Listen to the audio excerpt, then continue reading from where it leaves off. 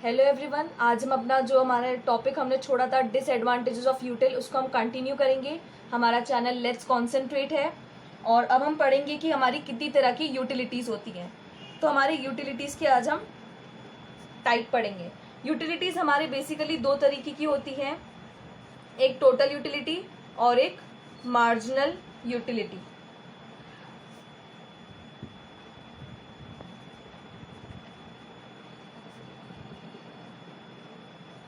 Total utility क्या होता है?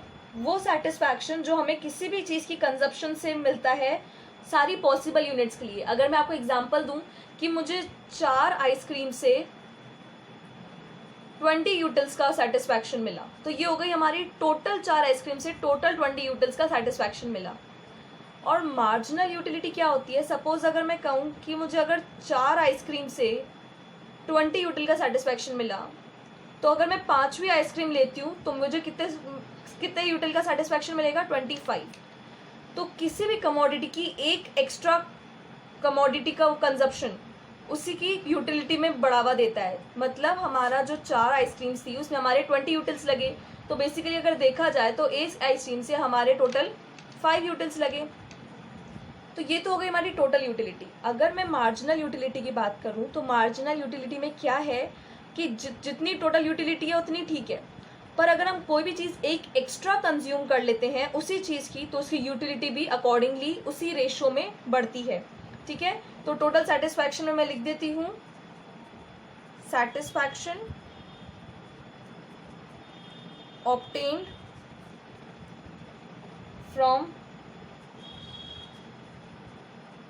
The consumption of all possible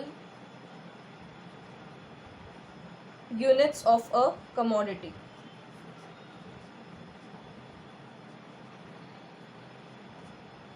और हमारा जो टोटल यूटिलिटी है उसको हम कैसे मेजर कर सकते हैं? टोटल यूटिलिटी होता है हमारा कि हम सारी इसकी जो हमारी यूनिट्स हैं उनको प्लस कर दें। तो मैं लिख सकती हूँ U1 plus U2 plus U3 और plus dot dot dot dot, कितनी भी हमारी कंजप्शन हो सकती है। इसमें जो टोटल यूटिलिटी n है ये हमारी टोटल यूटिलिटी है ऑफ कमोडिटी, और जो हमारा U1 है या फिर U2 है ये हमारी यूटिलिटी ऑफ कमोडिटी है, या फिर मैं कह सकूं यूनिट्स ऑफ कमोडिटी, कि हम कितनी कमोडिटी कंज्यूम कर रहे हैं। मैंने आपको पीछे समझाया कि यूटिलिटी में टोटल यूटिलिटी क्या होता है? Total satisfaction obtain from the consumption of all possible units of a commodity. और मैंने मार्जिनल यूटिलिटी में अब बता रही हूँ additional utility derived from the consumption of one more unit of the given commodity. Marginal utility जो होती है वो हमें, अगर हम एक कमोडिटी एक्स्ट्रा कंज्यूम कर लेते हैं उसकी एक्स्ट्रा कंजप्शन से जो हमारी एक्स्ट्रा यूटिलिटी डिराइव्ड होती है। जैसे कि मैंने आपको एग्जाम्पल दिया कि हमारे अगर 4 आइसक्रीम से हमें 20 यूटिल्स की अगर यूटिलिटी मिल रही है तो 5 आइसक्रीम से हमें 25 की मिलेगी। तो ये एक आइसक्रीम बढ़ने पे ये जो 5 यूटिल्स का इंक्रीज हुआ इसको हम कहते हैं मार्जिनल यूटिलिटी। टोटल यूटिलिटी को हम कैसे कैलकुलेट करते हैं? जब हम सारी यूटिलिटीज़ को प्लस कर देते हैं। मार्जिनल यूटिलिटी को हम कैसे कैलकुलेट करते हैं? सपोज मुझे मार्जिनल यूटिलिटी कैलकुलेट करनी है मेरे इस एग्जाम्पल की, तो मैं क्या करूँगी? Total utility from n digits minus total utility from n-1। इसका मतलब जो मैंने एक्स्ट्रा एक यूटिलिटी कंज्यूम करी उसमें से मैं पुरानी वाली जो है उसको माइनस कर दूं। मैं 25 में से 20 माइनस कर दूं तो मेरे आ जाएगा मार्जिनल यूटिलिटी कितनी? 5 यूटिल्स की।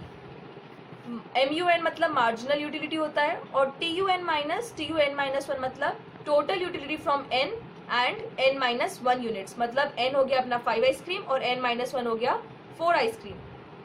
हम इनको इनके अलावा और वेज से भी कैलकुलेट कर सकते हैं। अदर वेज में TU को कैलकुलेट करने का हमारा तरीका है MU1 plus MU2 plus MU3 plus dot dot dot dot. और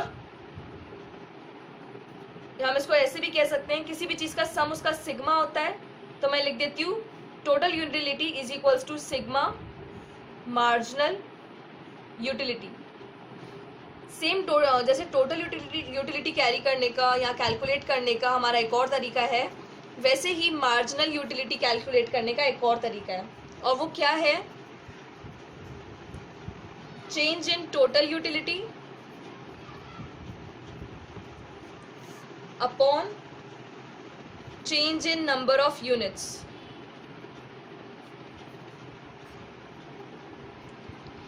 हमारे इकोनॉमिक्स में चेंज को हम दिस साइन से डिनोट करते हैं, ट्राइंगल साइन से, जिसका मतलब होता है डेल्टा। डेल्टा का मतलब क्या होता है? चेंज।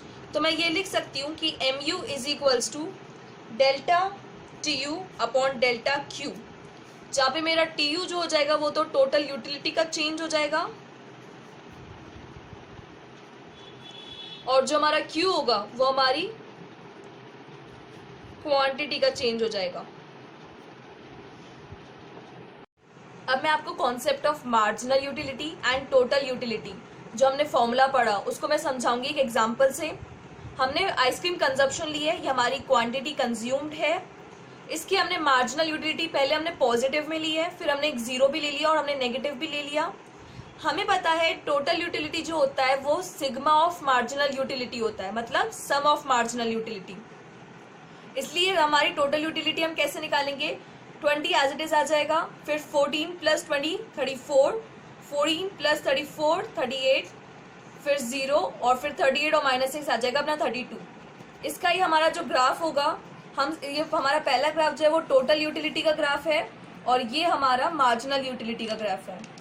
हमारी जब टोटल यूटिलिटी इंक्रीज हो रही है तब मार्जिनल यूटिलिटी धीरे धीरे डिक्रीज हो रही है।